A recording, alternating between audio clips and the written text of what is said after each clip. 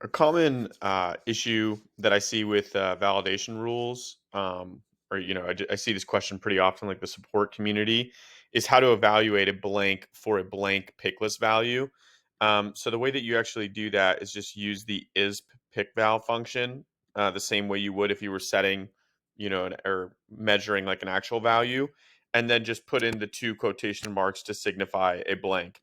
So if the pick list value for rating is blank, then we want to say rating cannot be null. So anytime I come in here, let's say I try to update this lead that I have in the system now,